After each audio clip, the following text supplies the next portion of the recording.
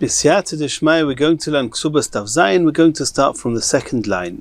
We're in the middle of the discussion if it's mutter to do a biur rishona, if the first time a husband with his yet unmarried or now for the first time married wife is allowed to have physical relations for the first time on Shabbos, and we've discussed this already quite for a couple of daf.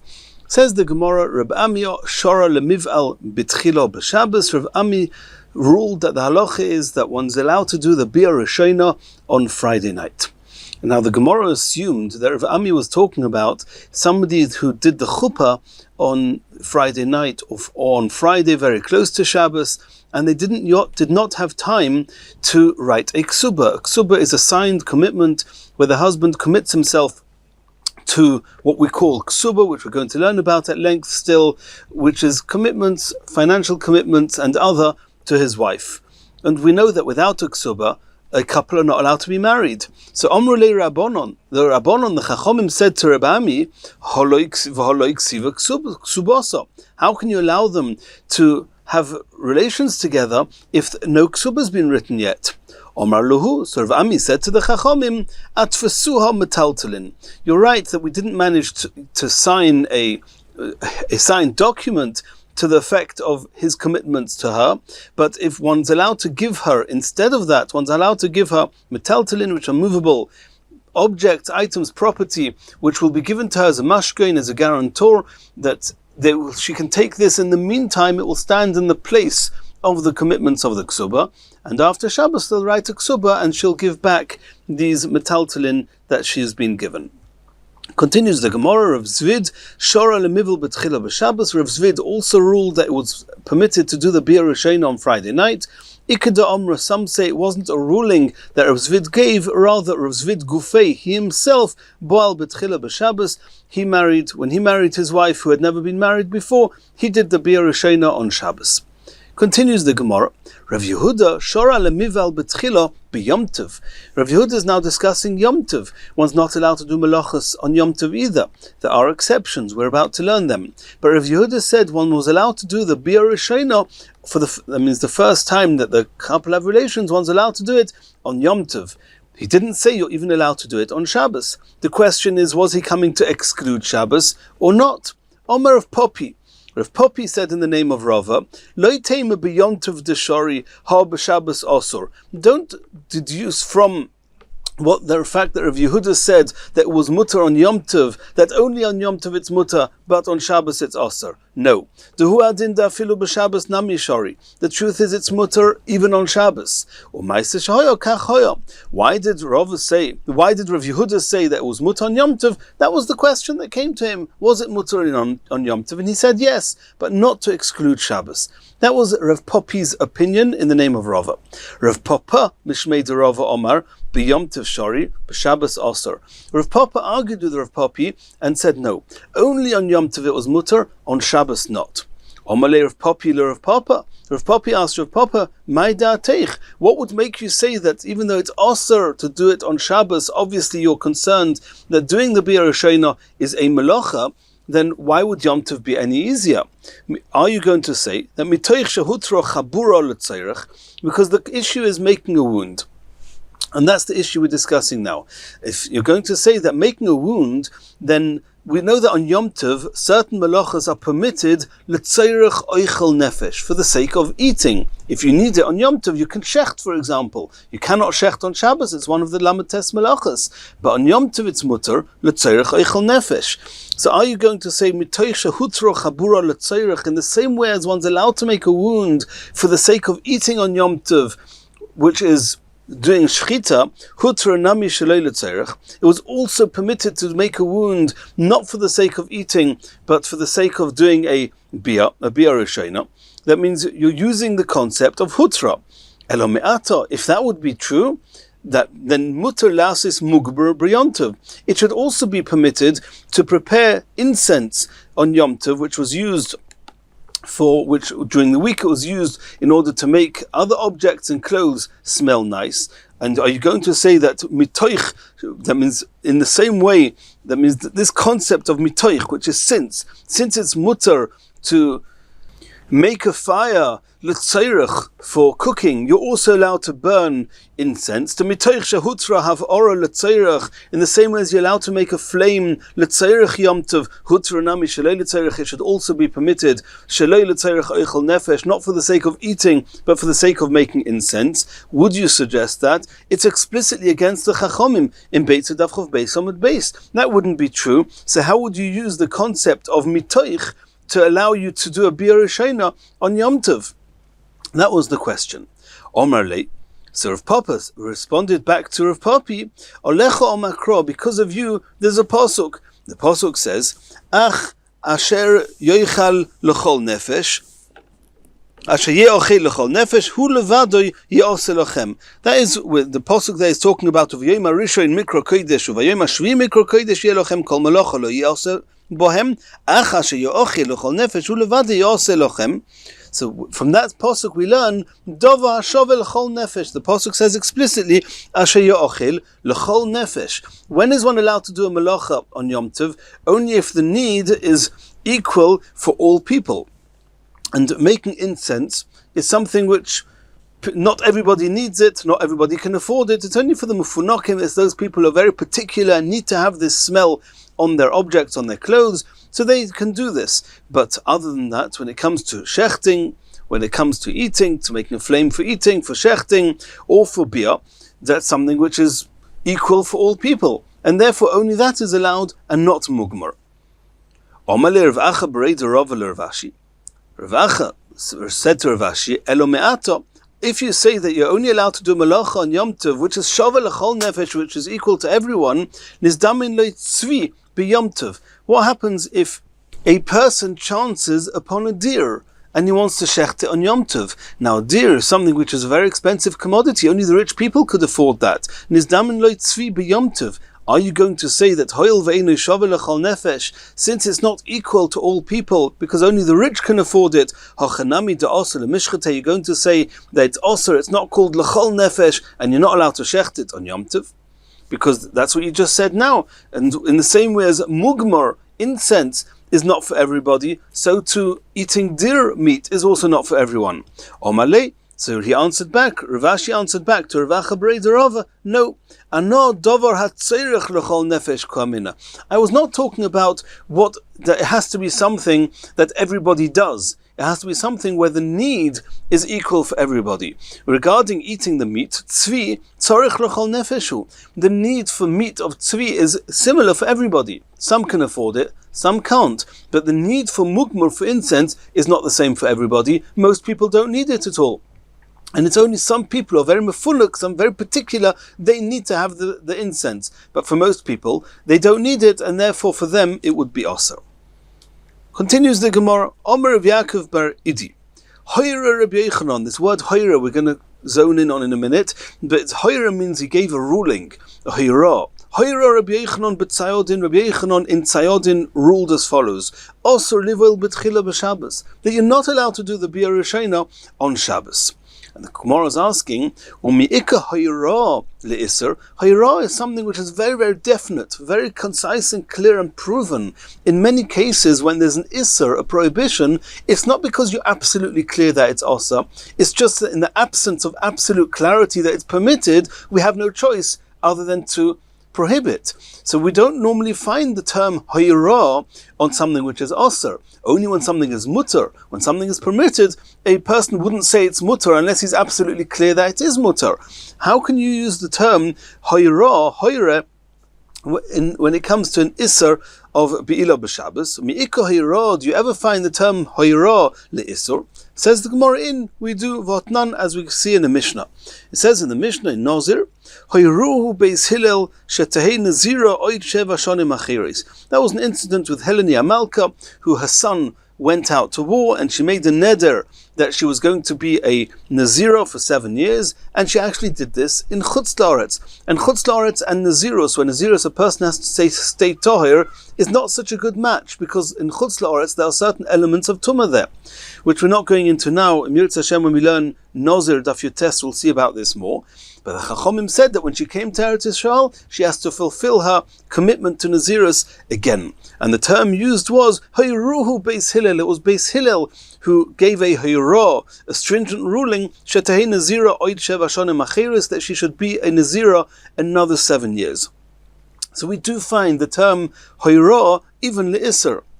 V'inami Kihad Tanya. Or we found also in a Braisa in Chulin, regarding the treifus, what deems an animal to be treif, that we assume it cannot live out the 12 months and is not allowed to be eaten. Regarding the chut hashedra, the spinal cord, that if it's nifsak, if it's severed or split, beruboy, most of it, then it's a treifa. Divi Rabbi, that's the opinion of Rabbi. Rabbi Yaakov Omar, Rabbi Yaakov said, afilu nikev, even if it wasn't severed or split, it was just punctured or pierced, afilu nikev, also the animal is treif. Hoyre Rebbe Rabbi Yaakov. And here we find the term again of Hoyre, that he ruled, that Rebbe ruled like Rabbi Yaakov, even though he himself, Rebbe, held only if it was nifsak, if it was split, then it's a treif. But because he wasn't 100% sure, he ruled, the Hoyra was like Rabbi Yaakov, to be stringent even of afilu nikev, even if it's just a piercing in the chut hashidra, in the spinal cord of the animal. So you see again the term hoire for a stringent ruling. Omer Rav Huna, and just by the way, the Gemara adds on, the Rav Huna says, Ein halacha Rav Yaakov, the halacha is not like Rav Yaakov, and the animal is only treif if it's nifsak berubai, not if it's nikev. Rav Nachman bar Yitzchok masni hachi. Rav Nachman bar Yitzchok learned this halacha of Rabbi Yochanan that says Oser livel b'tchila b'Shabbos. He said it a bit differently. Omer Bavo. The Rabbi said, Sha'al Rabbi Shmuel ben Yaakov d'min Tzur.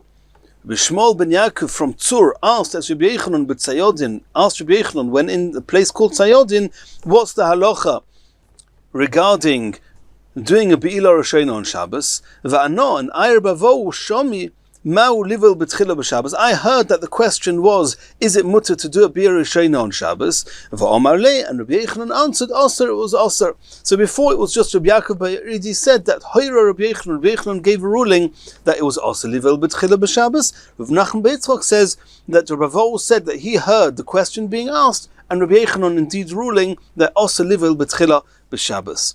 V'hilchasa, says the Gemara, mutter livel b'tchila b'Shabbos, and this is the end of this sugya. The halacha rules it's mutter to do a Be'ilah Roshana on Shabbos. Why and how and why do we assume the halacha is this way? Is based on the Gemaras we've learned for the last couple of daf, and this is the final ruling of the Gemara. Continues the Gemara. Omar Reb Chelboy, Omar Rav Huna, Omar of Abba bar Zavda, Omar Rav. It was said in the name of Rav. And now we're going into the sugya of bracha. We know that when a couple get married, then there's two brachas. There's the birchas erusin. And let's remember, erusin in the time of the Gemara, by the kiddushin, was a year before the nisuin. Today, our custom is to do it under the chuppah at the same time as the chuppah, as the nisuin. So the bracha birchas erusin is the first bracha. We're going to see later in the Gemara exactly what the formula is, what the text of that bracha is, but it's the bracha of that we say under the chuppah. And then, besides that, by the nisuin, there's another bracha. It's called birchas chasanim, and that's actually 6 brachas. We call it sheva brachas because we actually make 7 brachas, but only 6 of them are actually mentioned in the Gemara. The hagofen that we say under the chuppah as the first bracha, later on during the week of sheva brachas as the last bracha, that is not mentioned in the Gemara. The Rishonim discussed that here.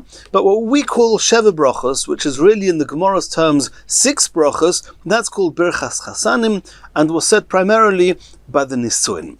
Today that we do the kiddushin and then straight afterwards the nisuin, the chuppah is done immediately after the kiddushin. So under what we call the chuppah, there's also the birchas erusin, also the birchas chasanim. The question is, do you always make such a bracha? And not only that, we know the birchas erusin you only do once at the erusin, but the birchas chasanim, we know there's a concept called sheva brachas. Besides for being 7 brachas or 6 brachas, it's also said for 7 days of the sheva brachas that we call today a week of sheva brachas. Is that always the case? So we have to determine, because there's 4 different types of combinations. You can have a bocher, a yet unmarried person, who marries either a a woman who's never been married before, or marries an almona, a widow. And then you've got the same with an almon, a widower, who he lost his wife, and now he's remarrying. He could either be remarrying a basula, a woman that's never been married before, or he could be marrying an almona, a woman a widow who lost her husband. And we have to know in each of those how many days one has this, one says the bracha. Says the Gemara, Omer of Chelbo, Omer of Huna, Omer of Abba, Bar Zavda, Omer Rav, Achas basula, v'achas almona, tu'una bracha. Irrespective of whether he's marrying a basula, a woman who's never been married before, or he's marrying an almona, it doesn't make any difference. Tu'una bracha. He needs the bracha. You make a bracha. It's very unclear. Rav didn't say here for how many days you make a bracha. 1 day, 7 days. Didn't say anything. Says the Gemara. Umi Omer of Huna hacha. Did Rav Huna actually say this in the name of Abba Zavda, in the name of Rav? V'homer of Huna. Rav Huna said explicitly that an almona, when a widow gets married, eina tu'una bracha. You don't make the bracha, the birchas chasanim. The question is, so now we have a contradiction. First he says in the name of Rav that an almona needs a bracha, and then he says almona doesn't need a bracha. Says the Gemara lo kasha. It's not a contradiction. It depends what the status of the husband is. Kan be'bochru shenosa almona, kan be'almin shenosa almona. If the husband is the first time he's getting married, then you have a bracha for 7 days. But if he's already been married before, then the bracha is only then it's eino tu'una bracha. That means we don't yet know 1 day, 7 days. I shouldn't have brought that in yet. But if tu'una bracha or eino tu'una bracha, depends. If it's a bochur, it's tu'una bracha, and if it's an almon, it's eino tu'una bracha. We're soon going to see. What do you mean? Eina tu'una bracha? V'almain shenosa almona. If an almain marries an almona, loy, then eina tu'una bracha. You don't say birchas chasanim. V'omer of Nachman. Omer lihuna barnosen. Tona. Minayin the birchas chasanim ba'asara. What's the source that birchas chasanim, what we call sheva brachas, has to be said in the presence of 10 men? Shenemar, as it says in the pasuk, vayikach asara, and we read this in Rus. That vayikach asara anoshim miziknei ha'ir, he took 10 people of the elders of the city, vayomer, and he said, shvu poi, sit here, vayeshevu. And they sat. And what happened then? That was the marriage ceremony of Boaz with Rus. Rus had been married before, as we know from the Megillas Rus. Boaz had also been married before, as we know from other psukim. The Gemara says in Bava Basra of Tzadik Aleph, he already had 30 sons and 30 daughters. Boaz almain shenosa almono hava. And it says there that he took a minion of people, 10 people, to make the birchas chasanim. So how can you say eino tu'una bracha is if the almon marries an almona? You don't say sheva brachas? Of course you do. The whole source of sheva brachas, or the source that you need 10 people by sheva brachas, is from an almon who married an almona. Says the Gemara, I'll explain it to you. When it says tu'una bracha and einu tu'una bracha, it's not a discussion, do you say sheva brachas? Of course you say sheva brachas. The question is how many days? Do you say it for the full week or just for 1 day? My einu tu'una bracha, when it says that it's an almoin that marries an almona doesn't need a bracha, the Omar of Huna, einu tu'una bracha kol shiva. You don't need to say sheva brachas for the whole week, or you don't say it for the whole week. Aval yoim echad tu'una bracha, but on the first day, the day they get married, of course you need birchas chasanim. So einu tu'una bracha means not for the full week, just for 1 day. And when he says that a bocher who marries an almona does need tu'una bracha, there it's talking about for the full week. Elahod Tanya. Now we have to understand this, that we learned on Daf Hey, that Shaktu Chachomim al Takonas B'nais Yisrael, that the Chachomim, they diligently went out of their way for the sake of the widows of Klal Yisrael, Shehei Sameach im o Gimel Yomim, that the husband should spend 3 days giving her quality time and having simcha. We learned earlier on. That's why the nisuin would be on a Thursday and the bia would be on Thursday night, which is Friday, and then Shabbos. You have 3 days where we hope that the husband will just stay at home and not go out to work. So you see the din simcha is for 3 days. But when would that be talking about? The Gemara now assumes that the amount of days that the husband and wife together have simcha and the amount of days you say the brachas are the same. So where do we find 3 days? In the Shoktu Chachomim we found 3 days on Daf Hey. Here we find either 1 day or 7 days. Iba Bocher, if we're talking about a husband that's never been married before, Ha'omris Shiva, you just said now that the Sheva Brachas is for 7 days. Iba Almoin, if it's an Almoin, a widower that's marrying a widow, Ha'omris Yom Echad, you said just 1 day. That means you said Eino Tu'una Bracha means Eino Tu'una Bracha Shiva Yomim, but you need a Bracha 1 day. So it's only 1 day of Bracha. When is there 3 days? And the Gemara is going to answer that the amount of days you say a bracha and the amount of days that you have simcha are not dependent on each other. It could be that we're talking about a bocher and an almona where the Sheva Brachas is 7 days, simcha is only 3 days. Or it could be an almon that marries an almona where Sheva Brachas is just 1 day, and nonetheless simcha will be 3 days. If you want, you can say ba'almoin yom echad lebracha or shloisha lesimcha. Even though it's 1 day of bracha, there's 3 days of simcha. We're talking about a man who had not yet been married, and shiva lebracha. Indeed, it's 7 days for the bracha or shloisha lesimcha, and there's 3 days for simcha. Continues the Gemara. Meisvei. We have a question on this. Mevorchin, the Brisa says that Mevorchin lebesula shiva, that the bracha for when marrying a besula is 7 days. Ule almona yom echad, when you marry an almona, you only say the brachas 1 day. My love, can we not assume, says the Gemara, afilu almona shenasa lebocher, shenasas lebocher. The Brisa says an almona, whenever an almona gets married, you only say sheva brachas 1 day. We just said now it depends if he is an almon or he is a bocher. In the Brisa it doesn't make such a distinction. The Brisa says it's always 1 day. And if it's always 1 day, then by Almona, it's never 7 days. And then we can have an issue with the Gemara before. Says the Gemara, Loi. No, you cannot assume that le'almain. The Brisa is only talking about an almain, even though the Brisa didn't say it explicitly. But an almain who marries a basula, then who marries an almona, it's yom echad. But if a bocha would marry an almona, then indeed the Sheva Brachas is 7 days, as we saw in the Gemara before. Aval a bocher mai, if it's a bocher who marries an almona, shiva, then indeed it's 7 days. Yehocha, says the Gemara, listener, why does the Brisa say lebesula shiva, ula almona yom echad? Why isn't the Brisa more specific? That mevorchin lebesula shiva, that indeed when you marry a basula, then it's always, the Sheva Brachas is a week. It doesn't matter if it's an almon or a bocher. Ula almona, however, when marrying an almona, then if it's shenosas lebocher, or if she's marrying a bocher, then shiva, then the Sheva Brachas is 7 days. Ula almona, but if the bocher is marrying an almona, then, or it should be la almoin. If the almona is marrying an almoin, then yom echad. Then it's only 1 day. Why isn't the Brisa more specific to conform with what we know to be correct in the halacha? Says the Gemara, the halacha is clear. The Brisa is just telling us those things that are very definite. Milsa psikta katoni. It's very definite that whenever there's a mevorchin lebesula, whenever one marries a besula, it's always shiva is 7 days. Deleka besula debots from a shiva. There's no case where one marries a besula that Sheva Brachos is less than 7 days. Veleka almona, there's never an almona debots from yom echad. An almona always has Sheva Brachos at least 1 day. That's what it says in the Brisa. Almona yom echad. There are cases sometimes where there could be more than 1 day. There's always at least 1 day. Sometimes there's more. When would there be more if the almona is marrying a bocher? And the Brisa didn't go into those details. Continues the Gemara. Gufa. Omer of Nachman, Omer Lihuna bar Noson, and we saw this in the Gemara at the bottom of Dazayin Amud Aleph, Tona, Minayin lebirchas chasanim ba'asara. What's the source that when you say what we call the Sheva Brachas, you need to have a minyan, 10 people there?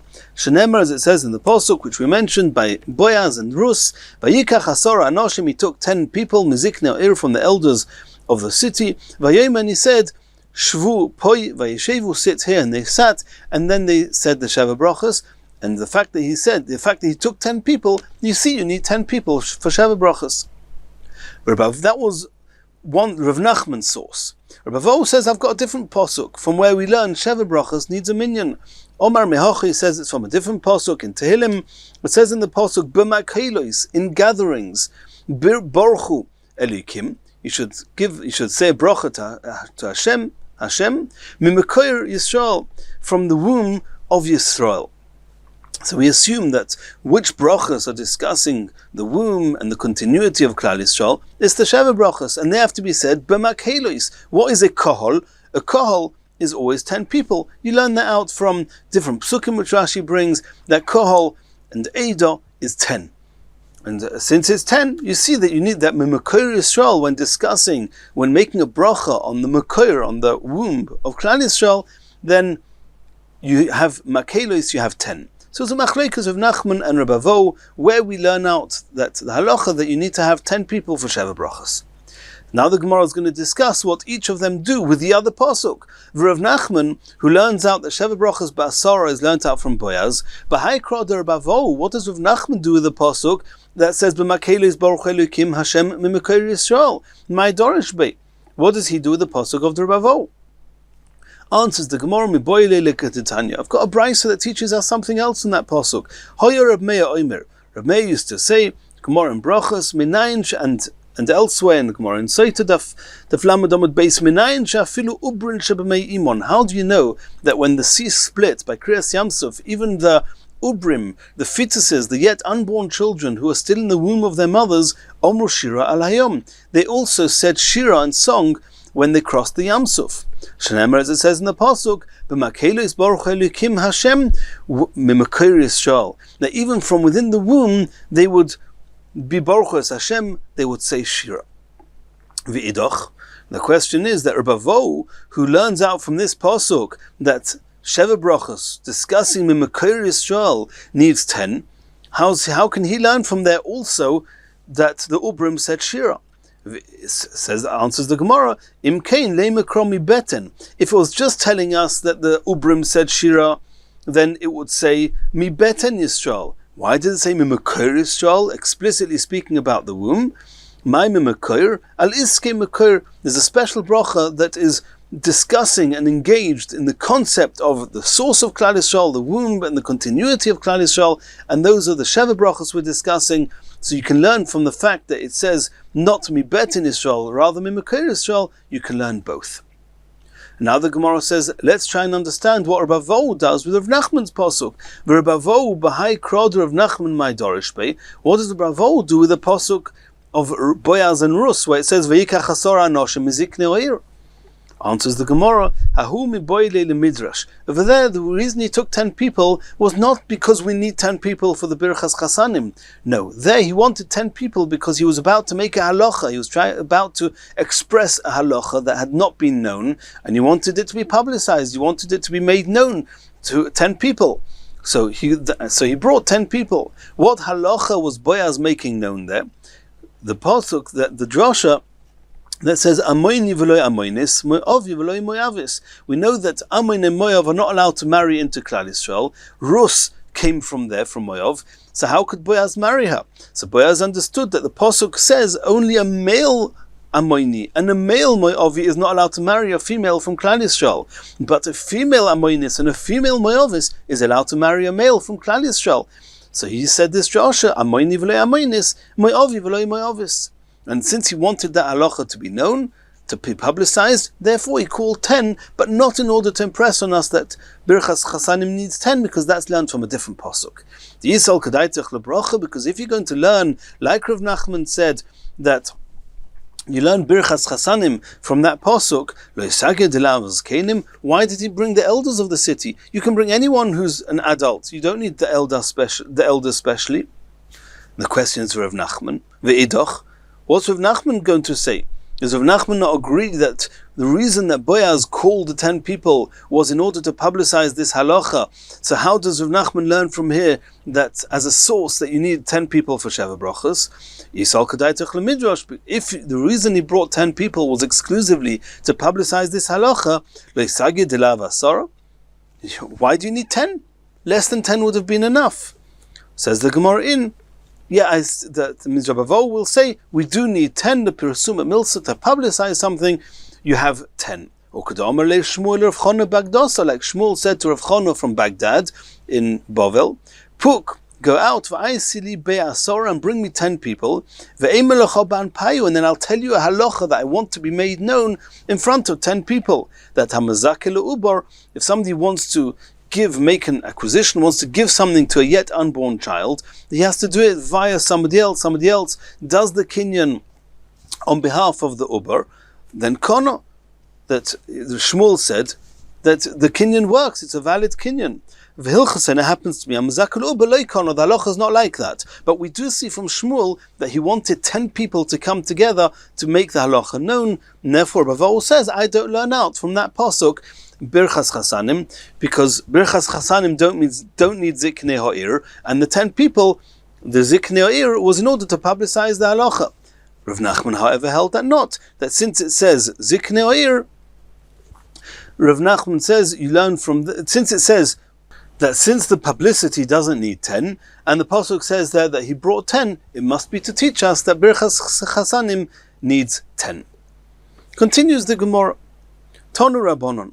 Mevorchin Birchas Chasanim, what we call Sheva Brachas, the 6 brachas we're going to learn soon, called Birchas Chasanim. One makes that bracha bebeis Chasanim. By the chuppah, when the nisuin is being done, and when the chosn is taking the kala into his own home, that point, that is when you say the 6 brachas. Rabbi Yehuda says, Af bebeis ha'erusin, even when they do the kiddushin, and they're still in the home of the erusin, that means a year, in the time of the Gemara, and the year before the nisuin, they would also, besides for saying the birchas erusin, they would say the birchas chasanim. Mevorchin oiso, you make the bracha.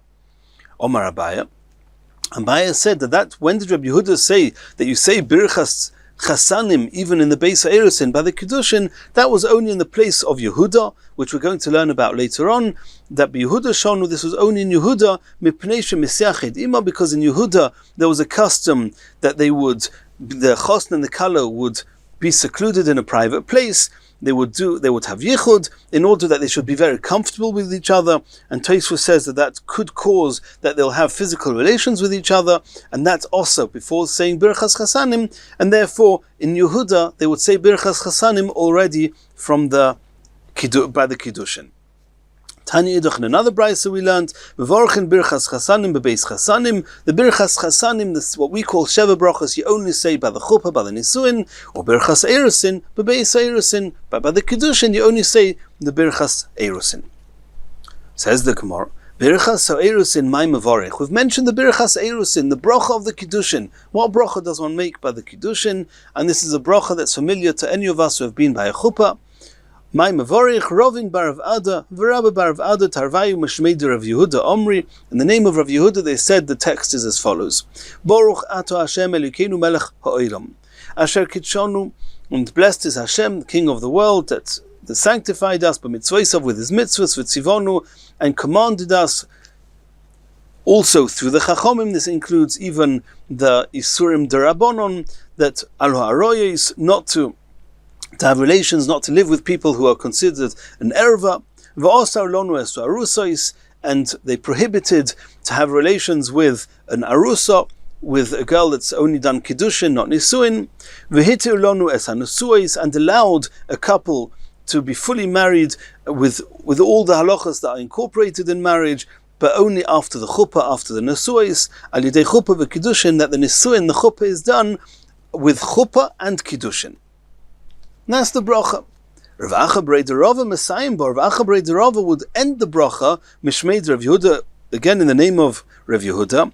They would end the bracha Baruch Ato Hashem, blessed are you Hashem, Mekadesh Yisrael, that you sanctified Klal Yisrael al yidei chuppah v'kiddushin. That when you sanctified us by Matan Torah, there was also a concept of chuppah and a concept of kiddushin. Exactly what the Kiddushin was and what the chuppah is a discussion in the Mefarshim. We don't need to go into that now.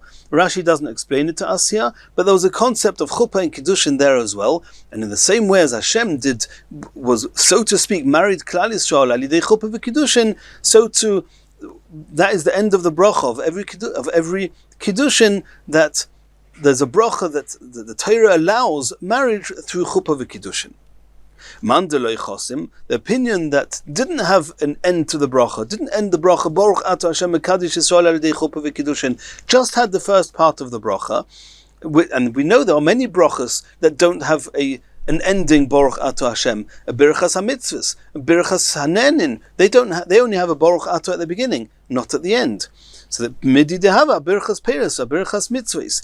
Those opinions that say that Birchas Erusin does not have an ending of Baruch Ato Hashem, they say that this is a bracha, since it's a single praise to Hashem. There's no hafsaka, there's no interruption with any requests, with any bakoshas. It's just straight through a hoidah to Hashem for this mitzvah.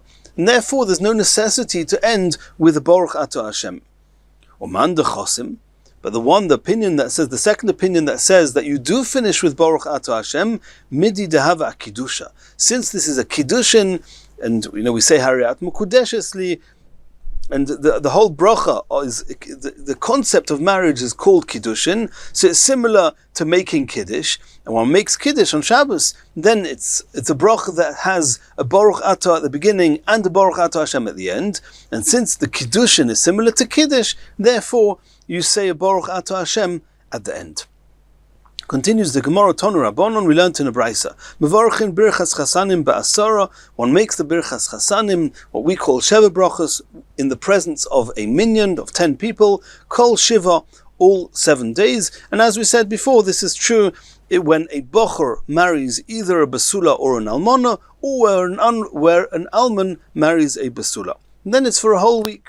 Omer of Yehuda v'hu sheba'u ponim chadoshes. That's on condition that every day there are new faces there. There are people there that were not there the previous day. They had not been there previously. When you have new people coming to the meal, and then when there's new people, there's added festivity. You add on more ingredients, more items to the meal. You make it special for those people. And therefore, such a type of su'udah for the chosn and the kala, when there's new people there, is a type of a su'udah that you make sheva brachas at the end of it, if there's 10 people there. Mai mavorich, what is the text? What's the formula? What are these 6 brachas? What we know as sheva brachas, because we include hagofen. What are these 6 brachas? We're going to see that in Mirz Hashem the next shiur. We're going to go through the sheva brachas.